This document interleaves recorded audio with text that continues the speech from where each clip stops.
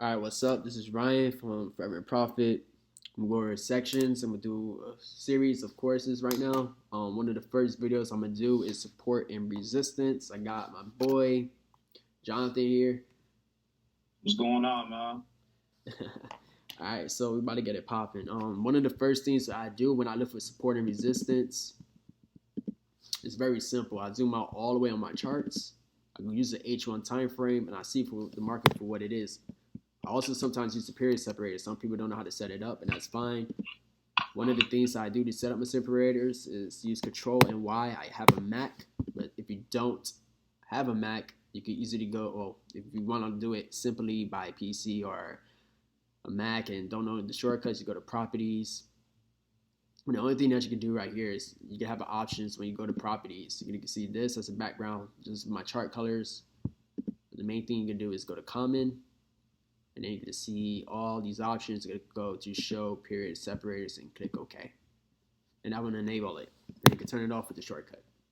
Okay, but to do simple support and resistance, basically zoom out on your charts, full clicks, and then what you can do is you can look for structured areas inside of the market. When I say structured, you're gonna basically look for points right here inside of the marketplace.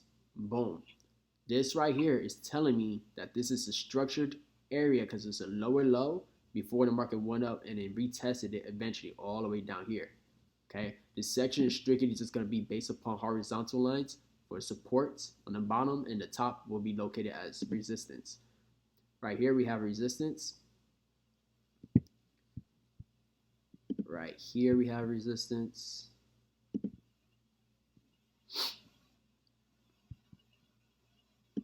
Actually zoom in a little bit right there. The same thing with the one right here. Actually put it a little lower. Right here we have resistance. Okay. Eventually, as you can see, the market eventually tapped right here before it went all the way back up. Whatever you have done in the past tells you the story for the future. A lot of people, when they do trade, they don't understand that, and that's perfectly fine. Just why I'm here to teach you how to use support and resistance. Right here is resistance, and eventually became support. As you can see, all these wicks to the low,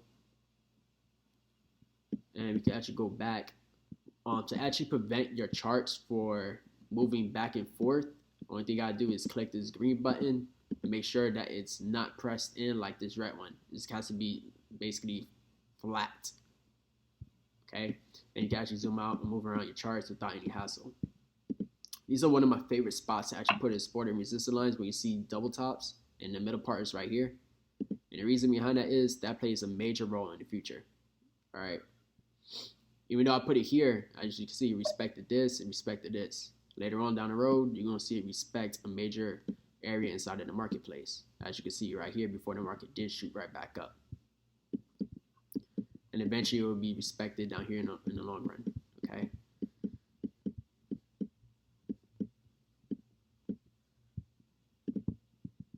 You can draw more. Here's a high. This pattern is also called the head and shoulders. Shoulder right here. Here's your head. Here's your other shoulder. And this is a major breakout in the Euro USD. Let's go over here some more. You're probably wondering why I'm drawing so many. Well, the honest truth is it's all about skill. Now, the more you draw, the better it is inside of the marketplace for the future. As you can see, put it here. And eventually it respected this shoulder right here before it decided to massively drop as resistance, okay? Now, the advantage is, here's a real nice spot, is when you zoom in on your charts, I honestly do this, I zoom in all the way, and I do 3 clicks out, 1, 2, 3, to look at my chart. And I just adjust my lines. A lot of people don't know how to draw it too well, and that's fine. Some people draw it here on the body, some people draw on the wicks. Well, I'm the guy that draws it on the wicks, and sometimes I draw it on the body as well. You know, just plant a little too to have a better idea. So if market breaks this one, then I know what's up. See right here, as you can see, the market went down, eventually it went back up, and then as you can see right here, from the same 2 areas I drew in this area, was respected over here. See, it bounced off of this with support and went back up, and then it broke that whole entire support. So it acted as resistance, and then it broke support. It takes a big candle to break the support or resistance, as you can see, and it went into a nice sell, or you could call it a short, or you could call it a nice bearish trend. Okay, so those are the three terms for a downtrend. A downtrend, you could say sell, a short, or a bearish trend, or a downtrend. And as you can see, the market eventually was respecting all the other lines that I drew. As you can see, respected over here. Eventually it was support, then it eventually became resistance before it decided to go up. And like I mentioned, it takes a big candle to break it, okay? Now, how do we determine a long market? Here's a nice double bottom pattern. I'm going to go over that in another section when I decide to use supply and demand with structure. But here's a nice pattern where, as you can see, the market went into a buy position. You can call it a buy, you can call it a bullish market, or you could call it a long, or you could call it a uptrend. Okay, those are your terms: a uptrend, a buy, a bullish market, or a long.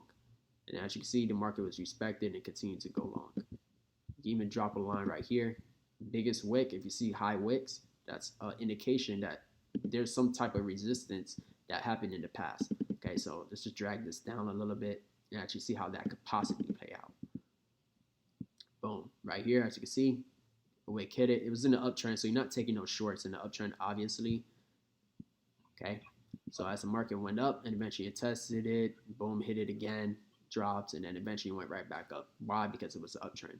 That same candle, eventually, as you can see, even though it broke out, it went right back in and it retested and decided to go up. So that same resistance became support. Okay, and it plays out. The same line we're looking at, right? As you can see, plays out over here. And then look, eventually was a big candle that broke that.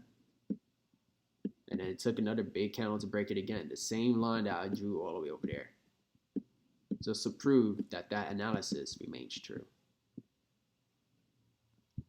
And this section is strictly off support and resistance.